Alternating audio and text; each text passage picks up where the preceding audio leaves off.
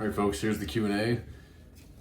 I got these questions from Instagram a few days back, so I think I want to take a little bit of time, answer them, and open it up for any more questions you guys have on this page. I'll be doing this pretty often. I got a decent amount of questions and some really good ones, so I will continue doing this maybe once a month and see what I can get and see if I can give you guys any information. I'm sure people have the same questions, and just not everyone's willing to ask. So I'll go ahead and kick it off. First one: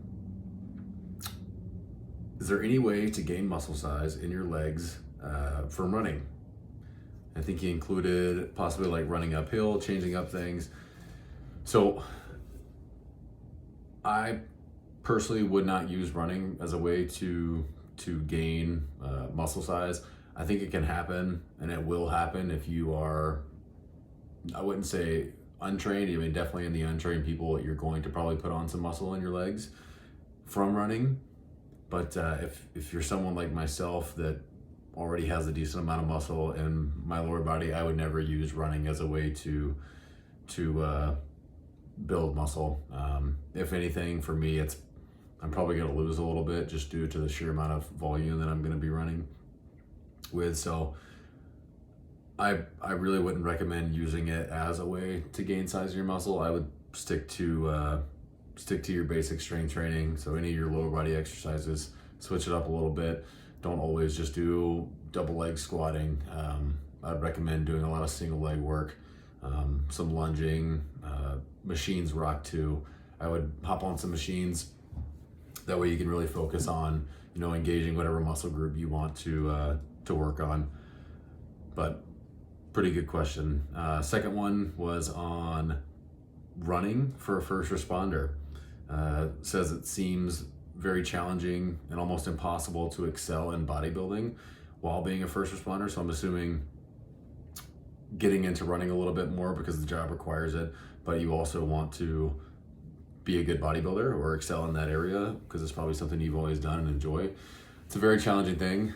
It's kind of what I'm dealing with, except for it's not so much bodybuilding. It's more, I have a powerlifting background, so excelling in your strength sport or bodybuilding, so putting on as much muscle as possible or trying to look a certain way, it's definitely gonna to be a challenge. But I think one tip to go off of, so if I was trying to really maximize my ability in the bodybuilding world, I would probably make that the priority. I would put it first. And as far as running for a first responder goes, I think you'd be okay just sticking that stuff at the end. I don't think as a first responder you need to be in marathon shape, half marathon shape, or to be able to bust out a 5K in 20 minutes. So I think just putting your running at the end of the workout would be perfectly fine. And I think that keeping your runs very easy. I'd say that's the most challenging part when you first start getting into running, is you want to run too fast and it seems very hard. And you probably end up a little bit sore, and then it probably affects your next training session the next day. So I would say go super slow and then kind of see how you feel. Do some walking, do some running, some intervals, but don't push it too hard at the beginning. Run very slow, build up a nice little base. For me, my base miles are anywhere from like 10 to 12 minute miles. I take my time on those just because I don't want to push too hard to not put myself in a good place to be able to lift the next day. Or if I know I have a leg day in 2 days, I don't want to run 15 miles and then crush myself. So just kind of plan accordingly. You can do those long, slow runs after your leg day. I think that's a really good way to do it because you tire yourself out and you literally can't run fast. So it keeps you in check, and it's a good way to keep your pace down. So great question. Another one was, do you heart rate train? Not really. No, I've never programmed off of it. I typically just go off of, I would say most of my training is RPE based. So it's kind of how I feel. Yes, I do look at my heart rate when I run, but I don't base my training sessions off of it. I use it as a tool kind of while I'm running. If I look down and I'm, let's say it's a 3 miles, it's kind of a recovery run. I'm supposed to be going slow.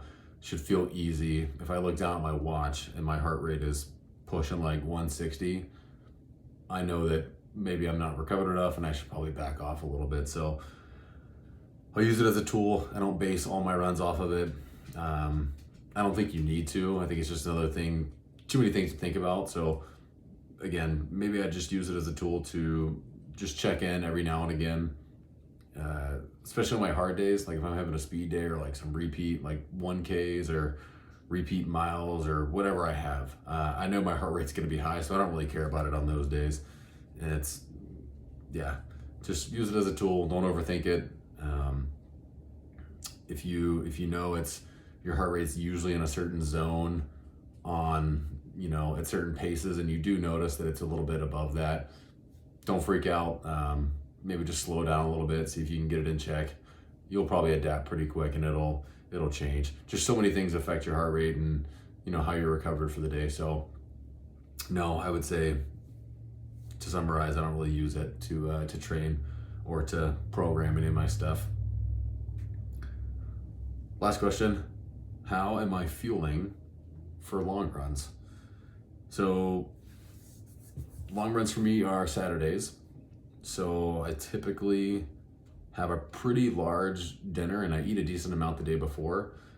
I don't necessarily like eating a ton before the run, but I will say too, if it's under, like right now, my long runs aren't too long.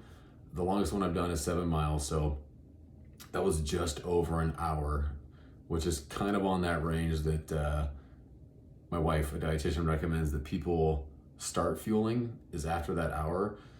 So right now I'm not really in a spot that I need to continue fueling while I'm running, but I do need to have a little bit of a snack, I would say, beforehand, and that varies day to day.